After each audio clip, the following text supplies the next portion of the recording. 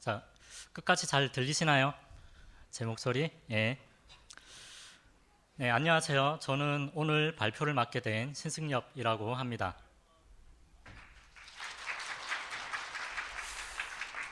예. 제가 이것저것 발표를 많이 해봤지만 오늘처럼 이렇게 사람이 많은 곳에서 하는 것은 처음인데요. 단상 위에 올라오니까 또 다시 심장이 벌렁벌렁 거리는 것 같습니다. 제가 중간에 좀 실수를 한다든지 뭐 그런 게 있더라도 너그럽게 이해를 해주시고요. 오늘 발표를 시작하기 전에 몇 가지 안내 사항을 말씀드리겠습니다. 오늘 발표는 깃에 대한 기본적인 사용 방법을 이해하고 계신다고 가정을 하고 자료를 작성하였습니다. 그래서 기본적인 사용법은 숙지하고 계시지만 좀 더 효율적으로 활용하고 싶으신 분들을 대상으로 합니다. 그리고 여러분들의 소중한 시간을 위하여 바로 뒤가 점심시간이잖아요. 그래서 각종 용어와 기능에 대한 설명은 과감하게 생략되어 있습니다. 양해를 부탁드립니다. 그럼 발표를 시작하겠습니다. 네, 제 소개를 다시 드리겠습니다. 저는 개발 문화에 관심이 많은 9년차 개발자이고요. 곧 태어날 꼬미 아빠이기도 합니다. 저희 꼬미 예정일이 29일이에요. 지금 27일이잖아요. 그래서 오늘 과연 발표를 할 수 있을까 없을까 굉장히 걱정이 됐었는데 얘가 다행히 효자라서 아직까지는 안 나왔습니다. 그래서 오늘 여러분들을 만날 수 있었던 것 같고요. 현재 NHN 에듀에서 IM 티처라는 서비스 개발을 담당하고 있고 사내에서는 기술 교육 강사로 활동을 하고 있습니다. 오늘 저희는 주요 깃 워크플로우를 살펴볼 것이고 그 다음에 저희 회사에서는 실제로 어떤 식으로 업무를 진행하고 있는지 공유드리는 시간을 갖도록 하겠습니다. 2005년에 리눅스 토발즈가 주축이 되어서 리눅스 커뮤니티에서 개발된 버전 관리 시스템 깃은 초기에는 큰 인기를 끌지 못하다가 친근한 웹 UI를 제공하는 깃 호스팅 서비스인 깃허브를 만나면서 서서히 인기를 얻게 됩니다. 이전에 많이 사용하던 서브 버전과 비교하여 깃은 분산식 저장소이고 커밋 로그가 여러 갈래로 나타나는 그래프 형태로 표현이 되며 좀 더 적극적인 브랜치의 활용과 빈번한 커밋을 권장하고 있습니다.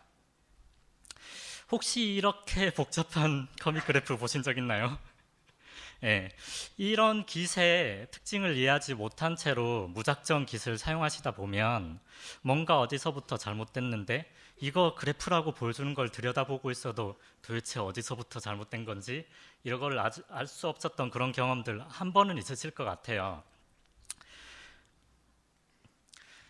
만약에 이 세상에 단 하나의 진리가 존재해서 이 방향으로 가는 것이 맞다라고 해주면 좋겠지만 이 세상에 하나의 진리가 존재하는 것은 없습니다.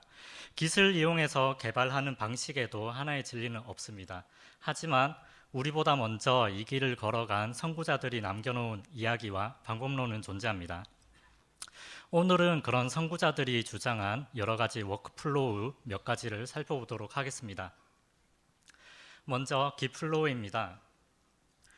깃플로우는 빈센트 드라이센이 본인의 블로그에 2010년 1월에 적은 성공적인 깃 브랜치 모델을 통해서 알려졌습니다. 본인의 프로젝트에 성공적으로 사용하였다며 소개한 이 브랜치 모델은 이후 많은 반향을 일으키며 현재 많은 도구에서 공식으로 지원하는 브랜치 모델이기도 합니다. 한번 살펴보도록 하겠습니다. 먼저 깃플로우에는 항상 존재하는 메인 브랜치가 두 개 있습니다. 첫 번째는 바로 마스터 브랜치입니다. 마스터 브랜치는 배포된 코드를 모아놓는 브랜치로 각 버전을 태그를 이용하여 표시해 두었습니다. 두 번째 메인 브랜치는 디벨롭 브랜치입니다. 디벨롭 브랜치는 다음 버전 개발을 위한 코드가 들어있는 브랜치로 개발이 완료되면 1년의 과정을 거쳐 마스터 브랜치로 머지하게 됩니다. 이 1년의 과정은 뒤에서 설명을 해드릴 거고요. 이렇게 메인 브랜치 두 개를 살펴보았고 메인 브랜치 외에 업무를 도와주는 서포팅 브랜치 3개도 존재를 합니다. 이 서포팅 브랜치 덕분에 팀 멤버들이 병렬로 동시에 업무를 진행할 수 있습니다. 서포팅 브랜치는 메인 브랜치와는 다르게 필요할 때 생성하며 역할을 완료하면 삭제합니다. 첫 번째 서포팅 브랜치는 피처 브랜치입니다. 피처 브랜치는 이름에서도 알 수 있듯이 하나의 기능을 개발하기 위한 브랜치입니다. 디벨롭에서 생성하며 개발이 완료되면 다시 디벨롭으로 머지합니다.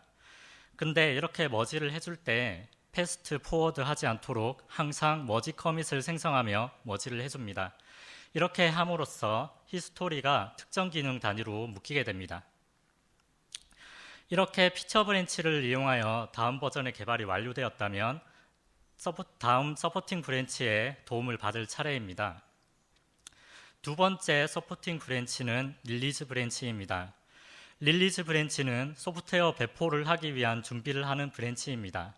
버전명 등 메타데이터를 변경하거나 배포 전에 소소한 버그를 고칩니다. 디벨롭에서 생성하며 배포 준비가 완료되면 마스터와 디벨롭으로 각각 머지해 줍니다. 그리고 마스터에는 태그를 이용하여 버전을 표시해 줍니다. 실 서버에는 마스터를 배포하면 되고 디벨롭에도 다시 머지를 해줬기 때문에 릴리즈 브랜치의 변경사항이 디벨롭 브랜치에도 반영이 됩니다. 이 릴리즈 브랜치를 별도로 운영해 줌으로써 배포 업무와 연관이 없는 다른 팀 멤버들은 다음 버전 배포를 계속 진행할 수 있습니다. 동시간에. 만약에 배포 버전에 문제가 있다면 핫픽스가 필요할 것입니다. 이럴 때 사용하는 세 번째 서포팅 브랜치가 핫픽스 브랜치입니다. 기본적인 개념은 릴리즈 브랜치와 동일하지만 핫픽스 브랜치는 배포 버전의 문제를 고치는 것이 목적이기 때문에 마스터에서부터 생성을 합니다. 핫픽스가 완료되면 릴리즈 브랜치와 마찬가지로 디벨롭과 마스터에 각각 머지합니다. 핫픽스 브랜치 역시 핫픽스 브랜치를 별도로 운영하기 때문에 핫픽스와 연관이 없는 다른 팀 멤버들은 계속 다음 버전 개발을 이어서 할 수 있습니다. 이렇게 G플로우는 각각의 단계에서 지켜야 할 규칙이 많지만 이 규칙을 정말 기계적으로만 지켜주면 많은 사람들이 별 문제 없이 협업할 수 있는 브랜치 모델입니다. 다음은 GitHub 플로우입니다. 앞서 살펴보았던 G플로우는 체계적으로 Git 브랜치 모델을 정리하여 많은 사람들에게 도움을 주었습니다. 하지만 GitHub에서는 G플로우가 대부분의 경우 너무 복잡하다고 생각했습니다. 그래서 GitHub에서는 G플로우를 사용하는 대신 훨씬 간단한 워크플로우를 사용하게 되었습니다. 바로 GitHub 플로우입니다. 그리고 G플로우는 브랜치 모델만을 설명해 주고 있지만 GitHub 플로우는 그 안에 본인들의 개발 철학을 함께 설명해 두었습니다. GitHub 플로우를 사용하며 사람들이 워크플로우를 이해하기 쉽게 되었다고 하고 실수를 한다든지 헤매지 않게 되었다고 합니다. 한번 살펴보도록 하겠습니다. 먼저 GitHub 플로우에서는 마스터 브랜치가 항상 스테이블한 상태여야 합니다. 스테이블한 상태라고 하는 것은 마스터에 있는 커밋은 반드시 언제 배포해도 문제가 없어야 하며 해당 커밋 기반으로 새로운 브랜치를 만들어도 문제가 없어야 한다는 뜻입니다. 이것이 GitHub 플로우에서 유일하게 강조하고 있는 사항입니다. 마스터 브랜치에 만약 테스트 되지 않았거나 빌드를 깨지게 하는 커밋을 푸시했다면 팀의 규칙을 어기게 되는 것이기 때문에 사람들 스스로 본인들의 기능에 대해서 더 문제가 없도록 신경을 쓰는 효과가 있다고 합니다. 새로운 기능을 개발할 때는 토픽 브랜치를 마스터 브랜치에서 생성합니다. 아까 G플로우에서 말씀드렸던 피처 브랜치와 동일한 기능을 하는 브랜치입니다. GitHub에서는 토픽 브랜치라고 명령을 하고 있고요. 이렇게 토픽 브랜치를 만들 때는 브랜치 이름을 기능을 설명하는 명확한 이름으로 짓습니다. 그리고 커밋은 업무가 완료되지 않았어도 꾸준히 서버로 푸시를 하도록 합니다. 이렇게 서버로 꾸준히 푸시를 해주는 것은 노트북 분실이나 하드웨어 고장 중에서 소스 코드를 지킬 수 있도록 해줍니다. 그리고 무엇보다 구성원 모두를 끊임없이 커뮤니케이션 할 수 있도록 해줍니다. Git 패치 기능을 이용해서 우리 팀 전체가 어떤 일을 하고 있는지 한 번에 파악하기가 쉽습니다. 브랜치 모델을 들여다보면 우리 팀이 어떤 일을 하고 있는지 볼 수 있고 도움이 필요한 곳은 없는지 한눈에 파악할 수 있습니다. 기능을 개발하는 도중에 언제든지 풀 리퀘스트를 개설합니다. 코드의 변경이 없더라도 스크린샷이나 아이디어 공유를 하고 싶을 때에도 풀리캐스트를 개설합니다. 누군가에게 조언을 받고 싶을 때도 언제든지 풀리캐스트를 개설하면 됩니다. 다른 사람들이 변경사항에 대한 질문이나 코멘트, 코딩 가이드라인이나 누락된 유닛 테스트 등에 대해서 의견을 줄 수 있습니다. 추가된 커밋이 있을 경우에 푸시를 하면 풀리캐스트 페이지가 자동으로 갱신되기 때문에 편리하게 이용을 할 수 있습니다. 이렇게 개발이 완료되면 완료된 토픽 브랜치를 그대로 실서버로 배포합니다. GitHub에서는 휴봇이라고 부르는 메신저 봇을 이용해서 배포 명령을 내린다고 합니다. 배포 명령을 받은 봇은 몇 가지 절차에 따라서 배포를 수행하는데요. 첫 번째, 해당 토픽 브랜치의 CI 빌드가 통과했는지 체크합니다. 모든 토픽 브랜치를 푸시하면 자동으로 테스트가 실행되도록 되어 있습니다. 누군가 토픽 브랜치를 배포하려고 한다면 반드시 CI 빌드를 통과해야 됩니다. 두 번째, 배포락을 걸 수 있는지 체크합니다. 배포락이라는 것은 특정 토픽 브랜치가 현재 배포 중이라는 것을 나타내는 락입니다. 세 번째, 마스터의 최신 커밋이 토픽 브랜치에 반영되어 있는지 체크합니다. 이 토픽 브랜치 자체를 바로 배포해버리기 때문에 마스터 브랜치의 변경사항이 토픽 브랜치에 들어있지 않다면 마스터 브랜치의 내용이 증발할 것입니다. 그렇기 때문에 이걸 막기 위해서 이걸 체크하도록 합니다. 배포 후 약 15분간은 입셉션 오류나 퍼포먼스, 트위터 등을 모니터링하며 배포한 기능에 이상이 없는지 판단합니다. 심각하지 않은 변경이 필요할 경우 토픽 브랜치에 바로 커밋을 푸시하면 자동으로 배포가 됩니다. 만약 롤백이 필요하다면 다시 마스터를 배포해 줍니다. 이제 배포 이상이 없다면 머지를 할 차례입니다. GitHub에서는 풀리캐스트 페이지를 이용해서 머지를 한다고 하고요. 토픽 브랜치가 마스터로 머지가 되면 그때 배포락을 해제합니다. 이렇게 한 플로우가 종료됩니다. GitHub에선 살펴보신 것처럼 간단한 워크플로우와 봇을 통한 자동화를 통해 매우 짧은 주기로 배포를 진행하고 있다고 합니다. 보시는 것은 2012년도의 GitHub 전체 빌드 배포 통계입니다. 8월까지 나와 있지만 하루 평균 약 50번 배포한 것을 알 수 있습니다. 제일 바빴던 8월 23일에는 무려 하루에 175번 배포를 했다고 합니다. GitHub은 빠른 배포를 굉장히 중요하게 생각하는데요. 배포 횟수가 적을수록 적은 기능을 배포하게 되고 그럴수록 리스크는 작아지기 때문입니다. 그리고 배포 과정을 완전 자동화하여서 배포를 할 수 있도록 누군가 허락을 해주는 게이트 키퍼 또한 없다고 합니다. 한편 앞서 살펴보았던 두 가지 워크플로우에 만족하지 않고 새로운 워크플로우를 주장한 곳이 있습니다. 바로 깃랩입니다. 깃랩은 깃플로우, 깃허플로우 두 가지 다 문제가 있다고 주장하고 있습니다. 이 깃플로우의 문제점은 바로 핫픽스와 릴리즈 브랜치로 인한 복잡함입니다. 이 두 브랜치는 대부분의 경우 너무 지나친 규칙을 만들어 둔 것일 수 있습니다. 오늘날 많은 회사는 기본 브랜치가 항상 배포 가능한 지속적인 배포를 실천하고 있습니다. 이 지속적인 배포를 사용한다면 릴리즈 브랜치와 핫픽스 브랜치는 불필요합니다. 깃허플로우는 어떨까요? 이 워크플로우는 명확하고 간단한 절차로 많은 회사에서 성공적으로 적용을 하였습니다. 하지만 성공하였습니다. 모든 변경사항은 마스터로 머지되고 배포되지 않은 코드는 최소한으로 유지되도록 매우 빈번하게 배포를 합니다. 그야말로 지속적인 배포의 모범 사례입니다. 하지만 이 워크플로우에는 배포 스테이지라든지 릴리즈 소프트웨어 그리고 이슈와의 통합은 어떤 식으로 해야 되는지 등 많은 부분이 설명되어 있지 않습니다. 그래서 깃랩은 여러 가지 케이스에서 사용할 수 있는 모범 사례를 소개해 두었는데요. 한번 살펴보도록 하겠습니다. 먼저 첫 번째로 지속적인 배포가 어려울 때입니다. 깃허플로우는 언제든지 피처 브랜치를 마스터로 머지해서 실서버에 배포할 수 있다고 가정합니다. 하지만 이것은 대부분의 경우 불가능합니다. 예를 들어서 오전 10시부터 오후 4시까지만 배포할 수 있는 시간이 정해져 있는 회사라고 가정을 한다면 그 시간 외에 다른 시간에 개발자가 머지를 하고 싶을 수도 있습니다. 하지만 GitHub 플로우를 사용한다면 머지하는 순간 배포가 나가는 것이기 때문에 이것이 불가능하겠죠.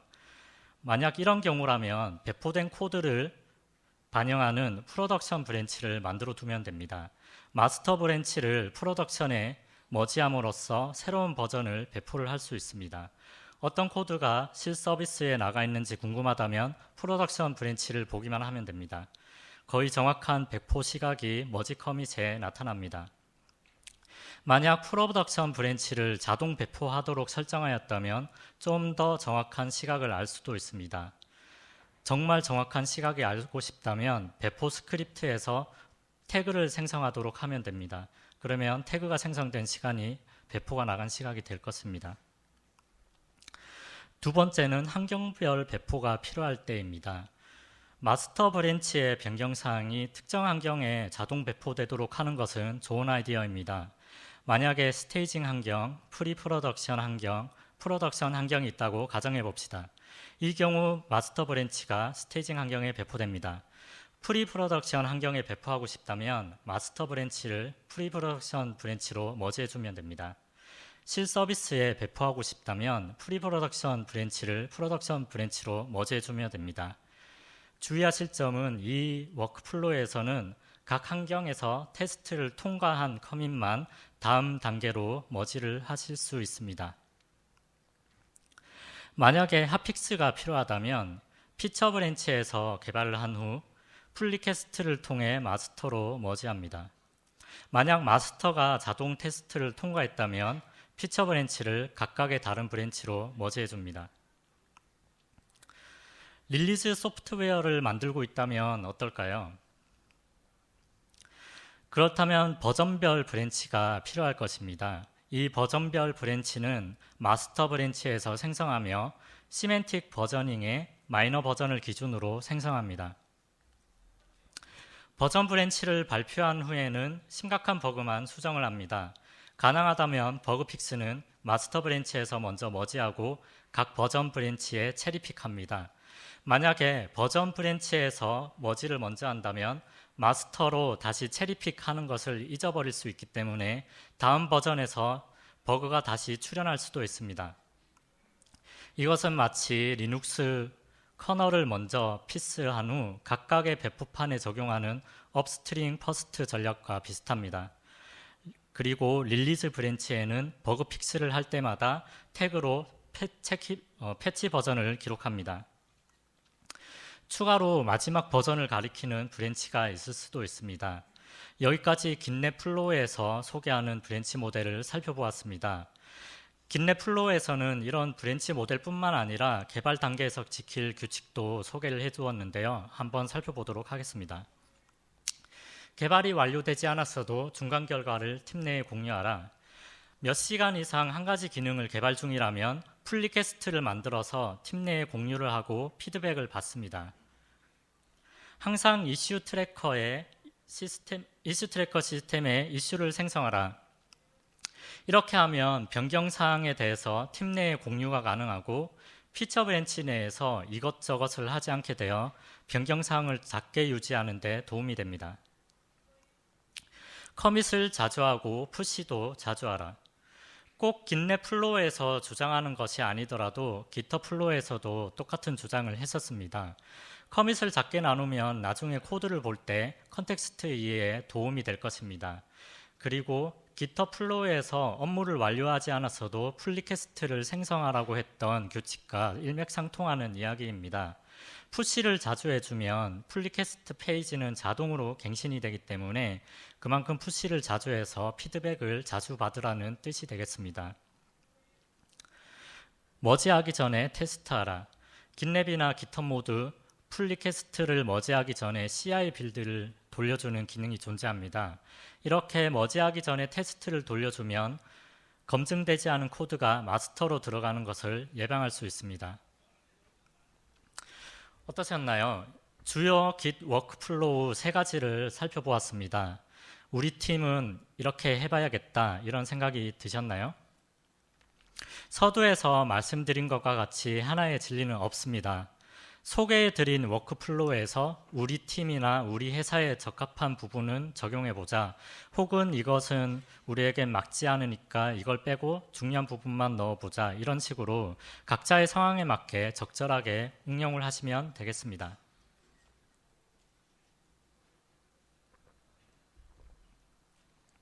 이제는 저희 NHN 에듀 서버 개발팀에서는 실제로 어떤 식으로 개발을 하고 있는지 소개를 드리려고 합니다. 우선 브랜치 전략에 대해서 말씀드리겠습니다. 그 전에 지금 저희 상황을 설명해 드려야 할 것 같은데요. 저희는 현재 오픈한 지 3년 정도 된 서비스, 그리고 인수한 레거시 시스템의 통합, 이제 막 시작해 보려는 서비스 등 다양한 서비스가 존재하고 있고, 각 서비스 안에서도 다양한 요구사항이 존재하고 있는 상황입니다. 하나의 서비스 내에서도 바로 며칠 전에 배포했던 기능에 대한 요구사항이 바로바로 들어오고 있고, 또 몇 달은 걸릴 것 같은 큰 덩어리의 기능 요구사항도 섞여 있는 상태입니다. 실제로 7월 18일에도 배포가 있었고 7월 26일에도 배포가 있었습니다. 그리고 개발에 긴 호흡이 필요한 기능도 존재합니다. 이런 경우에는 코드네임을 부여해서 관리를 하고 있습니다. 그리고 앞서 말씀드렸던 이런 개발 일정들이 동시간에 진행이 되고 있습니다. 그래서 저희는 G플로우를 기반으로 하되 디벨롭의 역할을 하는 브랜치를 여러 개 두는 방식으로 업무를 진행하고 있습니다. 예를 들어 7월 18일에 나가는 기능에 대한 메인 개발 브랜치는 디벨롭 190718, 7월 26일에 나가는 기능에 대한 메인 개발 브랜치는 디벨롭 190726, 그리고 코드네임 토마토의 기능에 대한 메인 개발 브랜치는 디벨롭 토마토입니다. 이 개발 브랜치들을 개발 일정 브랜치라고 부르겠습니다. 이 프로젝트의 메인 개발 브랜치인 디벨롭 역시 여전히 존재하고 있습니다. 각 개발 일정 브랜치는 디벨롭에서 생성합니다. 그리고 각 개발 일정 브랜치에서 다시 각자의 피처 브랜치를 생성하여 개발을 진행합니다. 피처 브랜치는 풀 리퀘스트를 이용하여 리뷰한 후 머지를 하고 있으며 리베이스를 이용하여 히스토리가 정돈될 수 있도록 해주고 있습니다. 즉 지금 화면에 보시는 것처럼 정돈된 상태를 잘 유지할 수 있도록 하고 있습니다. 개발 일정 브랜치의 개발이 완료되었다면 이 브랜치 그대로 개발 서버에 배포한 후 QA를 진행합니다. QA 기간 동안의 버그 픽스는 해당 개발 일정 브랜치에서 피처 브랜치를 만들어 진행합니다. 일정마다 별도의 브랜치가 존재하기 때문에 G플로우에서의 릴리즈 브랜치의 존재의 의미가 없어져 버렸습니다. 그래서 저희는 따로 릴리즈 브랜치를 생성하지 않습니다. QA가 완료되면 G플로우의 릴리즈 브랜치와 같이 개발 일정 브랜치를 마스터와 디벨롭으로 각각 머지해 줍니다. 그리고 마스터에 태그를 생성해 줍니다. 실 서비스에는 마스터 브랜치를 배포합니다. 배포된 커밋 로그를 생략해서 표현하겠습니다. 여기서부터 조금 복잡해지는데요. 나머지 개발 일정 브랜치들을 디벨롭으로 리베이스 해줍니다. 이때 -p 옵션을 이용하여 머지 커밋을 유지하며 리베이스를 합니다. 이렇게 리베이스를 하여도 각 개발 일정 브랜치의 피처 브랜치들은 여전히 이전 개발 일정 브랜치를 부모로 가지고 있기 때문에 지금 보시는 것처럼 이전 커밋 그래프와 동일한 모습을 보여주고 있습니다. 이제 각 개발자들도 리베이스된 각 개발 일정 브랜치로 본인들의 피처 브랜치를 리베이스합니다. 리베이스를 진행하다 보면 연속된 충돌 현상을 겪을 때도 있습니다. 이럴 경우에는 굳이 리베이스를 하려고 노력하지 않고 동일한 이름으로 현재 피처 브랜치를 다른 이름으로 변경한 후 동일한 이름으로 리베이스된 개발 일정 브랜치에서 새로운 피처 브랜치를 생성한 후 체리픽을 이용해서 진행을 하고 있습니다. 핫픽스가 필요할 때는 깃플로우의 핫픽스 절차를 그대로 따릅니다. 핫픽스 브랜치를 생성한 후 마스터와 디벨롭에 각각 머지합니다. 핫픽스의 경우에도 풀리퀘스트를 생성하는데요. 이때는 핫픽스에서 마스터로 머지되는 풀리퀘스트를 생성합니다. 다만 이때 풀리퀘스트를 이용하여 머지하지는 않고 풀리퀘스트 상에서 코드 리뷰와 테스트만 진행을 합니다. 이후에 리뷰와 테스트를 통과했다면 개발자 PC에서 깃플로우 도구를 이용하여 머지합니다.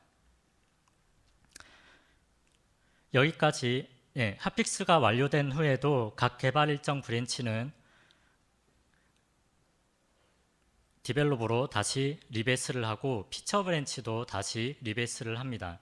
여기까지 저희 팀에서 사용하는 브랜치 전략을 알려드렸습니다. 안 그래도 복잡한 깃 플로우가 더 복잡해져 버렸는데요. 그래도 저희는 각 브랜치의 역할을 명확하게 구분하는 것, 그리고 커미티 스토리를 파악하기 편하게 하는 것이 좋다고 생각을 하였습니다. 예전에 코드가 뭔가 잘못되었는데 커밋 그래프를 도저히 바라보고 있어도 어디서부터 잘못된 건지 알 수 없었던 경험이 있습니다. 그리고 어렵게 원인을 찾아내도 복잡한 커밋 그래프 때문에 명령어 하나만으로 쉽게 복구가 가능한 것이 아니라 손으로 한 땀 한 땀 복구한 후로는 이런 브랜치 전략을 사용하게 되었습니다. 물론 팀 구성원 모두가 이 브랜치 전략에 대해서 잘 이해를 하고 있고, 그리고 저희는 특별히 리베이스까지 사용하고 있기 때문에 리베이스에 대한 이해가 있을 때 적용을 할 수 있을 것입니다. 아니, 사실은 옆에서 계속 잔소리하고 물어볼 때마다 알려주고 그렇게 할 수 있는 저 같은 사람이 한 명만 있어도 됩니다. 자, 이제는 전반적인 개발 플로우 이야기를 해보겠습니다. 저희 모노폴리에 빗대어서 저희 개발 플로우를 그려보았는데요. 저 말판에 있는 도구들을 활용하면서 함정들을 피하며 한 바퀴를 돌면은 한 플로우가 완료될 것입니다. 오늘은 두레이 프로젝트를 이용한 업무 생성, GitHub 풀 리퀘스트를 활용한 프리머지 테스트, 그리고 정적 분석 부분을 중점적으로 설명드리겠습니다. 개발 작업의 시작은 두레이 프로젝트에서 업무를 생성하는 것에서부터 시작합니다. 두레이 프로젝트는 업무 협업 툴로 지라와 같은 이슈 트래킹 시스템과 비슷합니다. 업무 내용은 보시는 것처럼 요청 업무에 대한 링크나 설명, 그리고 완료 조건에 대한 설명 등으로 구성합니다. 그리고 이 업무 번호를 커밋 메시지에도 남깁니다. 개발이 완료되면 풀 리퀘스트를 생성합니다. 두레이 메신저와 GitHub을 연동하면 풀 리퀘스트에 대한 통지를 받을 수 있는데요. 저희는 누군가 풀 리퀘스트를 생성하면 이렇게 두레이 메신저를 통해서 팀원 모두에게 공유가 될 수 있도록 했습니다.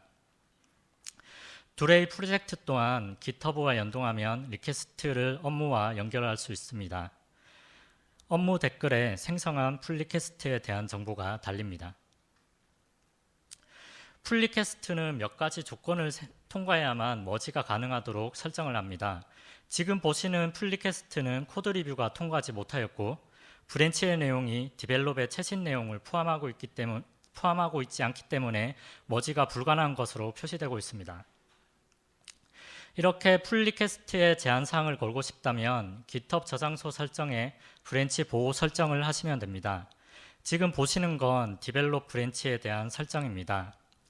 그리고 제가 발표 자료를 만들기 바로 직전에 GitHub에서 기능이 새롭게 들어가서 지금 보시는 거와 화면은 다를 수 있는데요. 기본 개념들은 똑같습니다. 첫 번째 옵션은 코드 리뷰에 대한 옵션입니다. 표시된 항목에 체크하면 코드 리뷰에서 승인을 받아야만 머지를 할 수 있습니다.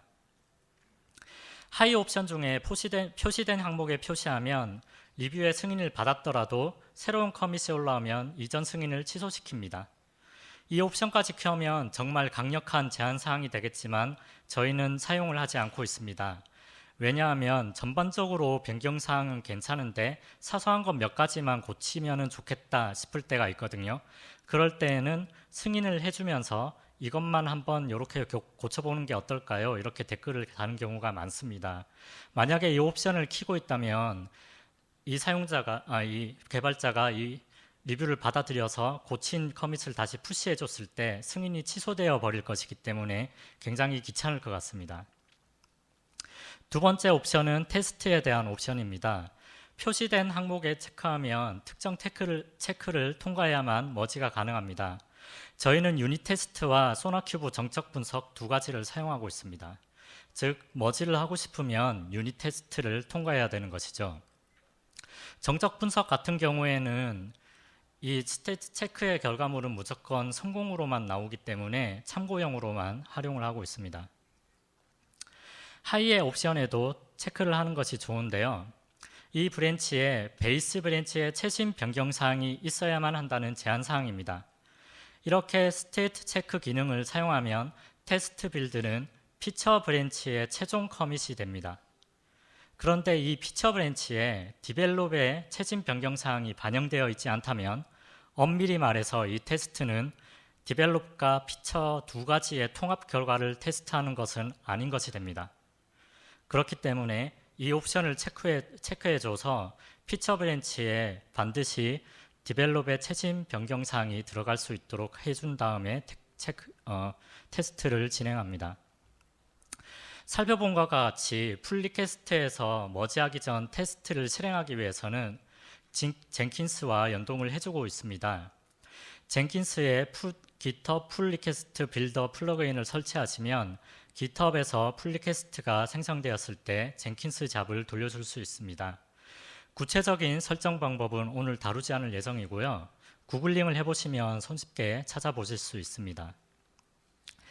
테스트 결과는 GitHub의 풀리캐스트 페이지에 이렇게 표시가 되고 성공 여부에 따라 머지를 허용할지 여부가 결정됩니다. 화면의 두 번째 영역을 보시면 테스트가 실패하여 머지에 X 표시가 되었고 머지가 불가능한 것을 확인하실 수 있습니다. 앞서 살펴보았던 자동 테스트처럼 풀리캐스트 생성 시 소나큐브를 이용한 정적 분석도 수행을 하고 있습니다. 소나큐브는 버그나 취약점, 코드 스멜과 같은 것을 감지할 수 있는 자동 코드 리뷰 툴입니다. 보시는 것처럼 코드 라인에 사람이 코드 리뷰를 하듯이 댓글이 달리고 일반 댓글로도 리뷰에 대한 서머리가 달립니다. 사용하지 않는 변수나 임포트문 등 실수나 취약점이 발생할 만한 코드를 알려주기 때문에 많은 도움이 되고 있습니다. 이제 코드 리뷰도 승인을 받고 테스트도 통과하고 디벨롭 브랜치의 최신 내용도 피처 브랜치에 포함이 되어 있다면 머지를 할 수 있습니다. 살펴본 것과 같이 GitHub PR, 젠킨스, 소나큐브를 이용해서 프리머지 테스트, 정적 분석을 구성하면 기계적인 것은 기계가 알아서 진행하기 때문에 사람들은 좀 더 비즈니스 로직에 집중하여 리뷰가 가능합니다. 약간은 강제적인 제한사항과 절차가 있지만 이런 노력들이 우리의 제품들을 튼튼하게 해주지 않을까요? 결론입니다. 우리는 오늘 세 가지 대표적인 워크플로우를 살펴봤습니다. 절차대로 룰만 지키며 진행하면 큰 탈은 안 나는 깃플로우, 마스터는 절대 스테이블 해야 한다는 대원칙 하나만 지키며 엄청난 스피드를 주장하는 기터플로우, 현실 세계는 그렇게 간단하지만은 않다며 여러 케이스에서 사용할 수 있는 브랜치 모델과 원칙들을 소개해준 깃넷플로우, 그리고 저희 NHN 에듀 서버 개발팀의 워크플로우도 소개를 해드렸습니다. 우리 팀 회사만의 워크플로우는 어떻게 정의를 해야 할까요? 어떤 브랜치 전략을 사용을 할까요? 리베이스는 사용을 하실 건가요? 프리머지 테스트는 적용을 하실 건가요? 소나큐브와 같은 전적 분석은 어떤가요? 모두 자신만의 답을 찾으셨나요? 오늘 바로 답을 찾지 못하셨더라도 기 세상을 여행하는 여러분들에게 조금이라도 도움이 될 수 있는 가이드가 되었으면 좋겠습니다. 감사합니다.